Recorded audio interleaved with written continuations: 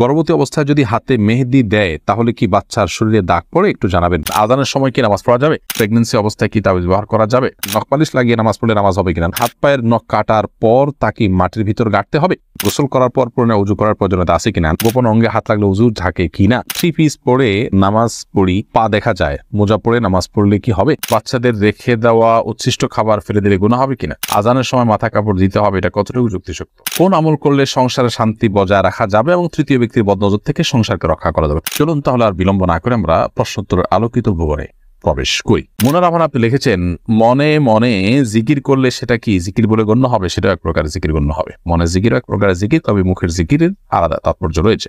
সাইদ সঞ্জিদ শিবাদ আপনি লিখেছেন প্রেগন্যান্সি অবস্থায় কি তাবিজ ব্যবহার করা যাবে? তাবিজ ব্যবহার করা সুন্নাহর খেলাফ। নবী সাল্লাল্লাহু আলাইহি ওয়াসাল্লাম কাউকে তাবিজ দেননি, ব্যবহার করেননি, করতে বলেননি। তবে কোরআন হাদিসের বিভিন্ন আয়াত, দোয়া এগুলো চিকিৎসার অংশ হিসাবে, রুকিয়া ঝাড়ফুঁকের অংশ হিসাবে তারা ব্যবহার করতে পারে। এমডি রাকিবুল্লাহ রাশেদ লিখেছেন বিতরের নামাজে কেউ যদি দোয়া কুনুত না পড়ে ভুল ক্রমে সরাসরি সিজদা করে এবং নামাজ শেষ করে বা নামাজের অবস্থায় মনে পড়ে, সেক্ষেত্রে করণীয় কি? দেখুন, নামাজ শেষ করেছে অথবা সালাম ফেরানোর পরপর মনে পড়েছে, তাহলে সিজদা সাউদিয়া নিবে, কারণ দোয়া কুনুত পড়াটা ওয়াজিব। যদিও সৌদি আরবের উলামায়ে কেরাম সেটিকে সুন্নাহ বলেন, কিন্তু হানাফি মাযহাব অনুযায়ী এটি ওয়াজিব। আপনি সিজদা সাউদিয়া নিবেন, এটি অধিকতর নিরাপদ বটে। মাহির ইসলাম লিখেছেন বৃহস্পতিবার কেউ মারা গেলে তার নাকি কবর আযাব হয় না, কতটুকু সত্য? এটা বৃহস্পতিবার না, শুক্রবার মৃত্যুবরণ করলে কবরের আযাব হয় না মর্মে, কবরের ফিতনা থেকে তিনি বেঁচে থাকতে পারেন মর্মে হাদিস রয়েছে। তবে শুক্রবারে মানে বৃহস্পতিবার সন্ধ্যার পর থেকে নিয়ে শুক্রবার সন্ধ্যা পর্যন্ত পুরো সময়টাকেই শুক্রবারের মধ্যে ধরা হয় এবং পুরোটাকেই শুক্রবার গণ্য করা হয়। সেই হিসাবে ঠিক আছে যে বৃহস্পতিবার সন্ধ্যার পরে যদি হয় এটি। আর যদি বৃহস্পতিবার দিনের বেলা কেউ বলে যে মারা গেলে কবর আযাব হয় না, তাহলে সেক্ষেত্রে সেটির কোনো ভিত্তি নেই। মোহাম্মদ অমিত আপনি লিখেছেন নামাজি ব্যক্তির কতটুকু সামনে দিয়ে গমনাগমন করা যাবে? নামাজি ব্যক্তির কতটুকু ঠিক সামনে দিয়ে যাওয়া যাবে, এটা নিয়ে ফুকাহা ইকরামের ভিতরে একাধিক মত রয়েছে। অনেক উলামা ইকরাম বলেছেন 2 কাতার সামনে দিয়ে, অনেকে বলেছেন 3 কাতার সামনে দিয়ে। সর্বোচ্চ 3 কাতার সামনে দিয়ে যদি আপনি যান, সুতরাং না থাকে, নামাজ পড়ছেন, তারপর 3 কাতার এরপরে আপনি হাঁটা চলা যদি করেন কোনো অসুবিধা নেই, কারণ সেখানে সাধারণত নামাজি ব্যক্তির নামাজের থাকা অবস্থায় দৃষ্টি পড়ে না এবং তার মনোযোগ নষ্ট করে না অত দূর দিয়ে গেলে, যার কারণে এটি অসুবিধা নেই। তবে অনেক উলামা ইকরাম 2 কাতারের কথাও বলেছেন এবং এটা বেশ শক্তিশালী একটি মত। কোন কোন উলামা ইকরাম অবশ্য নামাজি ব্যক্তির যে সিজদার জায়গাটা তার বাহির দিয়া যাওয়ার পারমিশন দিয়েছেন, তবে এটা চাইতে দ্বিতীয় কাতার 2 কাতার এর পরে যাওয়া জায়েজ আছে, এই মতটা অধিকতর শক্তিশালী এবং যৌক্তিক। জানাতুল ফেরদৌস আপনি লিখেছেন আযানের সময় কি নামাজ পড়া যাবে? আযানের সময় নামাজ পড়া যাবে, কোনো অসুবিধা নেই। ওয়াক্ত হয়ে গেছে, ওই ওয়াক্তে নামাজ পড়তে পারেন বা অন্য নামাজ পড়ছেন, এদিকে আযান চলছে, কোনো অসুবিধা নেই। তবে আযান যখন শুরু হয় তখন নামাজ শুরু না করে আযানের জবটা দিয়ে তারপর নামাজ পড়া উত্তম, কারণ আযানের জব দেওয়া একটা ইবাদত। ওই টাইমে একটা ইবাদত করার সুযোগ আছে, সেই ইবাদতটা করে তারপর আপনি অন্য ইবাদতে শামিল হবেন। আর যদি আপনি সালাত শুরু করেছেন, এদিকে আযান শুরু হয়েছে, কোনো অসুবিধা নেই, আপনার সালাত অব্যাহত রাখবেন। আফরোজা খানম আপনি লিখেছেন ব্যাংকে টাকা জমা রাখলে যে লাভের অংশ দেওয়া হয়, এই টাকা ব্যাংকে রেখে আসবো নাকি কোনো গরিব দুঃখী মানুষকে সওয়াবের নিয়ত ছাড়া এমনি দিয়ে দেবো? যদি আপনার কাছে অটোমেটিক্যালি চলে আসে তাহলে গরিব দুঃখী দিয়ে দিবেন সওয়াবের নিয়ত করা ছাড়া। আর যথাসময় ইসলামী ব্যাংকিং গুলোর সাথে লেনদেন করার চেষ্টা করবেন। আর রাকিবের বউ আইডি থেকে লিখেছেন এক উজুতে কয় রাকাত নামাজ পড়া যায়? যেহেতু আমরা সবাই মোবাইল ব্যবহার করি, সেক্ষেত্রে না চাইলেও না জায়েজ ছবি ভিডিও সামনে চলে আসে, এদিকে উজু নষ্ট হয়, এরপরে কি নামাজ পড়া যাবে? এই সমস্ত দেখলে উজু নষ্ট হয় না, তবে সম্ভব থাকলে উজু করে নেওয়া ভালো। আর এক উজু দিয়ে কত রাকাত নামাজ পড়া যাবে এরকম কোনো সীমাবদ্ধতা নেই, বরং যতক্ষণ উজু থাকবে তখন আপনি যত খুশি তত নামাজ পড়তে পারবেন। হাসিবুল হোসেন জানতে চেয়েছেন গোসল করার পর পুনরায় উজু করার প্রয়োজনীয়তা আছে কিনা? না, গোসল যদি সুন্নাহসম্মত করে থাকেন আলাদা উজু করার কোনো প্রয়োজন নাই। 2 হাতের কবজি ধুয়ে, কুলি করে, নাকে পানি দিয়ে, মুখ ধুয়ে, হাত ধুয়ে, মাথা মাসে করে তারপরে গোসল শেষ করে আসলে পা ধুয়ে চলে আসবেন।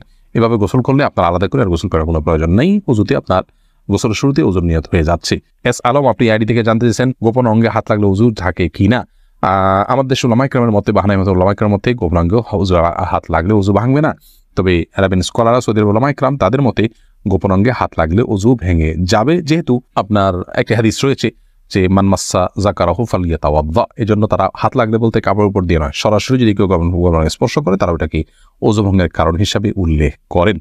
অতএব সেই জায়গা থেকে এটা ওযু ভঙ্গের কারণ তাদের মতে, আমাদের উলামায়ে মতে এটি ওযু ভঙ্গের কারণ না। এমনি আমজাদ হোসেন জানতে চেয়েছেন হাত পায়ের নখ কাটার পর তাকে মাটির ভিতর গাঁটতে হবে? যেহেতু এটা মানুষের শরীরের অংশ, ময়লা আবর্জনা ফেলার জায়গায় না ফেলে এটাকে কোনো মাটিতে দাফন করলে সেটা উত্তম ভালো কাজ, কিন্তু এটি ফরজ ওয়াজিবের মতো কোনো কাজ নয় যেটা না করলে গুনাহ হবে, উচিত করতে পারলে ভালো হয়। ফারজানা রহমান শারমিন জানতে চেয়েছেন, প্রচন্ড গরমের কারণে যদি ঢিলা গেঞ্জি পরিধান করি তাহলেও কি আল্লাহ লানত বর্ষিত হবে? বোন ফারজানা, যদি বাসা বাড়িতে আপনি পড়েন তাহলে তো আল্লাহ লানত বর্ষিত হওয়ার কোনো প্রশ্নই ওঠে না। যদি গায়ে মহারামের সামনে এসে পড়ে না যান, আপনি বাসাটা পড়ার পর উপর দিয়ে পাতলা ওড়না পরে নেন যাতে আপনার সৌন্দর্য প্রকাশিত না হয় গায়ে মহারামদের সাথে, এরকম যদি চলেন তাহলে কোনো অসুবিধা নেই বাসা বাড়িতে। আর বাসা বাড়ির বাইরে যদি আপনি যান তাহলে সেক্ষেত্রে বোরকার নিচে যদি আপনি এই ধরনের পোশাক পরেন কোনো অসুবিধা নেই ইনশাআল্লাহ বিদিনিল্লাহ। অর্থাৎ আপনার পর্দা বাইরে যখন যাবেন পর্দা মেনটেন করতে হবে। গরম এর কষ্ট যত বেশি, জাহান্নামের গরমের কষ্ট তার চাইতে অনেক বেশি। অতএব পর্দা লঙ্ঘন যেন না হয়, পরপুরুষের সামনে যাতে আপনার পর্দা লঙ্ঘিত না হয় সে বিষয়ে আপনি খেয়াল করবেন। এছাড়া বাকি অবস্থাতে আপনি করতে পারেন। এমনি ইফতিখার শুভ আপনি জানতে চেয়েছেন নখপালিশ লাগিয়ে নামাজ পড়লে নামাজ হবে কিনা। নখপালিশ লাগিয়ে যদি আপনি অজু করেন তাহলে অজু হবে না, আর ওজু না হলে নামাজ হবে না। অতএব বলতে পারেন নখপালিশ লাগিয়ে অজু করে নামাজ পড়লে নামাজ হবে না। কিন্তু যদি অজু অবস্থায় নখপালিশ লাগিয়ে আপনি নামাজ পড়েন অজু অবস্থায় তাহলে ওই নামাজটা হবে। পরবর্তীতে আবার যখন নামাজের সময় হবে বা অজু ভাঙবে তখন আপনাকে নখপালিশ রিমুভ করে তারপর অজু করতে হবে, অন্যথায় এটি জায়েজ হবে না। মা বোনরা মাসিকের দিনগুলোতে নেল পালিশ ইউজ করতে পারেন, কোনো অসুবিধা নেই, যেহেতু তখন নামাজের অপশন তাদের নাই। কিন্তু পরবর্তীতে আবার নামাজ যখন শুরু হবে তার আগে তাদেরকে সেটি রিমুভ করে নিয়ে তারপর উজু করে নামাজ পড়তে হবে। কারজাই এর দিকে আপনি জানতে চেয়েছেন, কারো থেকে ঋণ নিলে যার থেকে ঋণ নিয়েছি ওই ব্যক্তিকে পরবর্তীতে খুঁজে না পেলে করণীয় কি? যদি কোনোভাবে খুঁজে পাওয়া না যায় এবং আশাও ছেড়ে দেন তাহলে সেক্ষেত্রে সেই ঋণের টাকা আপনি যে কোনো গরিব মানুষকে, অসহায় মানুষকে আপনি দান করে দিবেন বা কল্যাণমূলক খাতে দান করে দিবেন ওই ব্যক্তির তরফ থেকে, প্রাপকের তরফ থেকে, তাই আপনি দায়মুক্ত হবেন ইনশাআল্লাহ। মোহাম্মদ আরাফাত ইসলাম জানতেছেন, ডান হাতে খাবার গ্রহণের সময় প্রয়োজনে কি বাম হাতে পানি পান করা যাবে? প্রয়োজনে বলতে কি, ডান হাতে পানি পান করা উচিত, খাবার গ্রহণ করা উচিত। ইভেন আপনার খাবার খেলে আঙ্গুল চেটে তারপরে আপনি ডান হাতে ধরে খাবেন। যদি আমাদের ওলামা ইকরাম বলেন যে বাম হাতে আপনি পানির পাত্র ধরলেন, ডান হাত দিয়ে ঠেক দিলেন, তার মানে 2 হাত ধরে খালেন, এটা জায়েজ আছে, এটা একটা পন্থা মাত্র, কিন্তু সবচেয়ে উত্তম হয় সরাসরি ডান হাতে খাওয়া।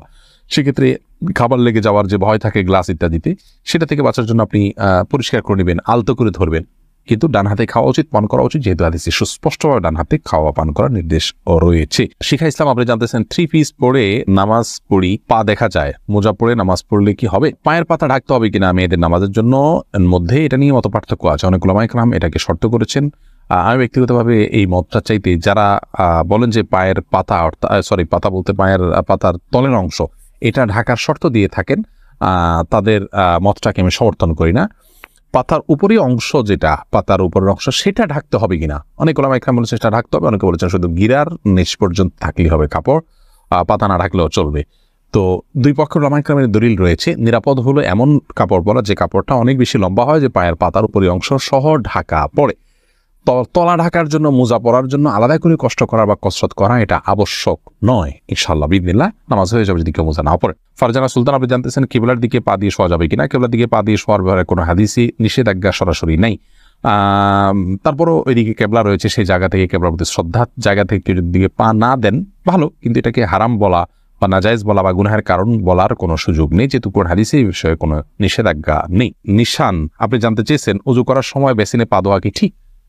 নিজের বাসা বাড়িতে অসুবিধা নেই, করতে পারেন, তবে আপনার রিস্ক মুক্ত হওয়াটা আর বিষয়ে মাথা রাখতে হবে। নিজের জন্য রিস্কি হলে সেটা আপনার জন্য করা উচিত হবে না, কারণ নিজেকে বিপদের মুখে ঠেলে দেওয়া ইসলামের সাথে জায়েজ নয়। অসময় এখান থেকে পড়ে বা দুর্ঘটনার শিকার হতে পারে মানুষের। যদি সেরকম না হয় আপনি আশপাশে কিছু ধরে করতে পারেন তাহলে এটা জায়েজ আছে, কিন্তু পাবলিক প্লেসে বা বাইরে এরকমটি করা অনুচিত, যেহেতু এটা দৃষ্টিকটু। অন্য ধরনের মানুষরা আছে যারা এই বেসিন ব্যবহার করবে, তারা দেখে হয়তো ইসলাম সম্পর্কে বাজে ধারণা নিবে বা তাদের হক নষ্ট হতে পারে, বা আশপাশে পানি পড়ে ভিজে যাবে, জায়গাগুলো নষ্ট হবে। সেই জায়গা থেকে পাবলিক প্লেসে এমনটি না করা উচিত, কিন্তু করলে অজু হয়ে যাবে। ফারিয়া এনামুল আপনি জানতে চেয়েছেন, ছোট বালতি থেকে পানি না ঢেলে পানির মধ্যে হাত দিয়ে অজু করা যাবে কি না? যাবে। হাত দিয়ে কোষ করে উঠিয়ে আগে হাত ধোবেন 3 বার, এরপরে আবার আপনি কোট দিয়ে স্বাভাবিকভাবে অজু করতে পারেন, কোনো অসুবিধা নেই। নবী সাল্লাল্লাহু আলাইহি ওয়াসাল্লাম এই পদ্ধতিতে অজু করেছেন। আনাবিয়া বাহার নুসরাত আপনি জানতে চেয়েছেন, নামাজের ভিতর বারবার থুতু ফেললে কি নামাজ ভেঙে যাবে? নামাজের ভিতরে বারবার কেন থুতু ফেলবেন? যদি এটা বারবার করতে থাকেন, এটা আপনি নামাজে আসেন কি নাই এরকম সন্দেহ, একজন বাহিরের দর্শক আপনার দিকে তাকিয়ে এরকম সন্দেহ যে তার ভিতরে উদ্রেক হওয়ার মতো আপনি এত বেশি বারবার থুতু ফেলেন, তাহলে তো নামাজ হবে না। আর যদি এরকম না হয় তাহলে এটা নামাজের হয়তো আপনি মাঝে মধ্যে ফেললেন, কিন্তু নামাজের যে ভঙ্গিমা আছে সেটার মধ্যেই থেকে ফেললেন, তাহলে আপনার নামাজ হয়ে যাবে, কিন্তু তাতেও নামাজের অঙ্গহানি হবে, মান নষ্ট হবে। মাঝে মধ্যে আপনি বাধ্য হলেন ফেলতে, সেটা যদি আপনি ফেলেন যথাযথ উপায়, যেমন আপনি টিস্যুতে ফেললেন, মুখে পোকা ঢুকে গেছে কথা বা এই যদি কিছু, সেটা জায়েজ আছে, কিন্তু প্রায় বা বারবার এরকম করা উচিত নয়, জায়েজ নয়। লালপুরি আড়ি থেকে আপনি প্রশ্ন করেছেন, গর্ভবতী অবস্থায় যদি হাতে মেহেদি দেয় তাহলে কি বাচ্চার শরীরে দাগ পড়ে? একটু জানাবেন। বোন, এটি সম্পূর্ণ কুসংস্কারের জন্য একটি বিশ্বাস। আমাদের দেশে অনেকে এরকমটি মনে করে যে গর্ভবতী অবস্থায় যদি গর্ভবতী অবস্থায় যদি এরকম কোনো কিছু করা হয়, মেহেদি হাত দেওয়া হয়, তাহলে সেক্ষেত্রে বাচ্চার ক্ষতি হয়। এগুলো সম্পূর্ণ ভুয়া কথা, ভিত্তিহীন কথা। এগুলো বিশ্বাস করা ইমানের সাথে সঙ্গতিপূর্ণ নয়। শিরকে আসগার হয়ে যেতে পারে এই ধরনের বিশ্বাস। অতএব এই ধরনের বিশ্বাস আমাদের রাখা উচিত নয়। কোনো রকম ক্ষতি হবে না ইনশাআল্লাহ বিদিনিল্লাহ। আকলিমা আখি আপনি জানতে চেয়েছেন, মুসলমান মেয়েরা ধুতি সালোয়ার পরতে পারবে কিনা? এটা পরা উচিত নয়। ধুতি যেহেতু হিন্দুদের একটা ধর্মীয় পোশাক বলা যেতে পারে, হিন্দুদের একটা কালচার, সেই কালচারের অনুকরণ মুসলমানদের জন্য করা জায়েজ নাই। মুসলমানের জন্য অন্য আপনার মুশরিকদের বা আল্লাহ প্রতি যারা বিশ্বাস রাখেন না সেই সমস্ত মানুষদের সংস্কৃতির অনুসরণ করা জায়েজ নয়। সেই জায়গা থেকে ধুতি সালোয়ারটা যেহেতু অনেকটা ধুতির মতো, আপনার পায়ের দিকে একটু উঠে থাকে ধুতির মতো, এটা একজন মুসলমান নারীর জন্য ব্যবহার করা উচিত না। এটা অমুসলিমদের সাথে সাদৃশ্য গ্রহণ করা। নবী সাল্লাল্লাহু আলাইহি ওয়াসাল্লাম বলেছেন, মান তাশাব্বাহা বিকওমিন মিনহুম, যে ব্যক্তি কোনো জাতির সাথে সাদৃশ্য গ্রহণ করছে তাদের অন্তর্ভুক্ত। আবু দাউদে বর্ণিত হাদিসের আলোকে এটি করা উচিত। মোহাম্মদ মনির লিখেছেন, নামাজে মনোযোগ অন্যদিকে চলে যাচ্ছে, করণীয়? নামাজে মনোযোগ ধরে রাখার জন্য নামাজের আগে থেকে মনোযোগ নষ্ট হতে পারে সেরকম বিষয়গুলো থেকে নিজেকে বাঁচিয়ে রাখার চেষ্টা করতে হবে আপ্রাণভাবে, যাতে নামাজের মধ্যে অন্য কোনো দিকে আপনার মনোযোগ না যায়, আপনার চেষ্টা করতে হবে। এবং অন্য কোনো দিকে মনোযোগ যেন না যায়, সেজন্য নামাজের মধ্যে কি পড়ছেন সেই সূরা, কেরাত, দোয়া, দুরূদ, সেগুলোর অর্থ ভালো করে বুঝে পড়ার চেষ্টা করতে হবে। তাহলে ইনশাআল্লাহ বিদিনিল্লাহ সালাতের মধ্যে মনোযোগ ধরে রাখাটা তুলনামূলকভাবে অনেক সহজ হবে। সেই সাথে যত ধীরস্থিরতার সাথে সালাত আদায় করবেন তত বেশি মনোযোগ ধরে রাখা পসিবিলিটি তৈরি হবে। রুকু, সেজদা, প্রত্যেকটা রকম যত আস্তে আস্তে করবেন তত বেশি মনোযোগ ধরে রাখতে পারবেন ইনশাআল্লাহ তাআলা। সালমা ইসলাম তন্দরা এআইডি থেকে আপনি লিখেছেন, কোন আমল করলে সংসারে শান্তি বজায় রাখা যাবে এবং তৃতীয় ব্যক্তির বদনজর থেকে সংসারকে রক্ষা করা যাবে? সকাল সন্ধ্যার দোয়াগুলো খুব বেশি আমল করবেন। তিনকুল, বিসমিল্লাহি এগুলো খুব বেশি পড়বেন, বদনজর যাতে না লাগে, বদনজর থেকে বাঁচার জন্য এই সকাল সন্ধ্যার আমলগুলো গুরুত্বপূর্ণ। এছাড়া নিজের মধ্যকার অশান্তি যাতে নষ্ট না হয় সেজন্য যথাসম্ভব আল্লাহ সুবহানাহু ওয়া তাআলার কাছে দোয়া করবেন এবং সকল বস্তুর অনিষ্ট থেকে বাঁচার জন্য নবী সাল্লাল্লাহু আলাইহি ওয়াসাল্লাম যে আমলগুলো আছে সেগুলো করতে থাকবেন, ইনশাআল্লাহ আল্লাহ তাআলা হেফাজত রাখবেন। ইয়াসিন আরাফাত লিখেছেন, খাবার খাওয়ার সময় কি এক হাঁটু খাড়া করে খাওয়া উচিত? না, এক হাঁটু খাড়া করে আরেক হাঁটু বিছিয়ে খেতে হবে এরকম কোনো কথা কোথাও বলা হয়নি।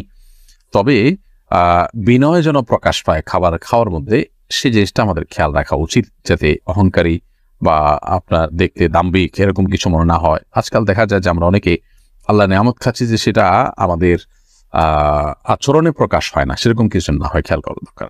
আশিক আরমান লিখেছেন, পোষা পাখিকে নিজের কাঁধে নেওয়া যাবে কিনা? পোষা পাখি কেন, যে কোনো পাখিকে আপনি চাইলে কাঁধে নিতে পারেন, আপনার করে নিতে পারেন, নাপাক না হয় সে দিকটা খেয়াল করবেন, বাকি করে নেওয়াতে কোনো অসুবিধা নেই। বরং প্রত্যেকটা প্রাণীকেই আপনার মমতা প্রদর্শন করার নির্দেশ নবী সাল্লাল্লাহু আলাইহি ওয়াসাল্লাম দিয়েছেন, এবং প্রত্যেকটা প্রাণীর প্রতি দয়া পরবশ হলে, মমতা পরায়ণ হলে তার বিনিময়ে আজর দেওয়া হবে, সেটিও নবী সাল্লাল্লাহু আলাইহি ওয়াসাল্লাম বলেছেন। কাশফিয়া উমিয়া হল আপনি লিখেছেন এই আইডি থেকে, কিভাবে সালাতে নিয়মিত হতে পারি? সালাত নিয়মিত পড়া শুরু করে দিবেন, তাহলে সালাতে নিয়মিত হয়ে যাবেন। সালাতে নিয়মিত হতে পারছেন না, আপনার হয়তো শয়তানের প্ররোচনা দ্বারা আপনি প্ররোচিত হয়ে যাচ্ছেন এবং সালাতের প্রতি আগ্রহ ধরে রাখতে পারছেন না। তো এটার মোটিভেশনের জন্য প্রথমত খুব বেশি সালাতের ব্যাপারে সিরিয়াস যে মানুষগুলো, তাদের সাথে থাকার চেষ্টা করবেন এবং তাদের সান্নিধ্য আপনাকে সালাতের প্রতি মনোযোগীতে সাহায্য করবে ইনশাআল্লাহ। সেই সাথে সালাতের গুরুত্ব নিয়ে ভালো একাধিক বই পড়ে ফেলুন, যে বইগুলোতে সালাতের গুরুত্ব তুলে ধরা হয়েছে। সালাত নিয়ে আমাদের একাধিক বক্তব্য আছে, সালাতের গুরুত্ব এবং আবশ্যকীয়তা নিয়ে এরকম আরো বিভিন্ন বক্তব্য আছে, সেটা আগাগোড়া একটু শুনে ফেলতে পারেন ইনশাআল্লাহ। এটা আপনার জন্য মোটিভেশনের কাজ দিবে আশা করছি। আরশি চৌধুরী আপনি লিখেছেন, আজানের সময় মাথা কাপড় দিতে হবে, এটা কতটুকু যুক্তিযুক্ত? আজানের সময় মেয়েদেরকে মাথা কাপড় দিতে হবে এরকম কোনো কথা বলা নেই। আমাদের দেশে অনেকে মনে করেন যে আজান শুরু হলে মেয়েরা মাথায় কাপড় দিতে হয়, মাথায় গোমটা দিতে হবে। আজান দিলে তারা সাধারণ অবস্থায়, পবিত্র অবস্থায় উযু করে নামাজ পড়তে হবে, এটা হলো মূল বিষয়। মাথায় কাপড় দেওয়ার সাথে আজান আসলে সম্পর্ক নেই। রাইসা অপ্পি আপনি লিখেছেন, বাচ্চাদের রেখে দেওয়া উচ্ছিষ্ট খাবার ফেলে দিলে গুনাহ হবে কিনা? একান্ত বাধ্য না হলে ফেলে দেওয়া উচিত না। খাবার উপযোগী থাকে নাই, কেউ খেতে চাচ্ছেন না, খাওয়ার মতো লোক নাই, তাহলে সেক্ষেত্রে কোনো প্রাণীকে দিলেন সেটা জায়েজ হতে পারে, আদারওয়াইজ ওটা অন্যদের খেয়ে ফেলা উত্তম। তাওহিদ বিন জিহাদ আপনি লিখেছেন, সুন্নত অনুযায়ী রাতে সূরা মুলক পড়ার নিয়ম। সেই সূরা আমি যদি বিতরের নামাজে পড়ি তাহলে কি আমার রাতে সূরা মুলক আদায় হবে? আসলে নামাজের মধ্যে পাঠ করলে সেটা এখানে উদ্দেশ্য না, বরং নামাজের বাইরে রাতে সূরা মুলক পাঠ করা উচিত। জ্ঞানের অনুষ্ঠানটি অন্যান্য মানুষের জানবার সুবিধার্থে শেয়ার করতে আমরা না ভুলি এবং অন্যদেরকেও আমরা দ্বীনি জ্ঞান আহরণ করার সুযোগ করে দেই। আল্লাহ তাআলা আমাদের সকলকে সে তৌফিক দান করুন।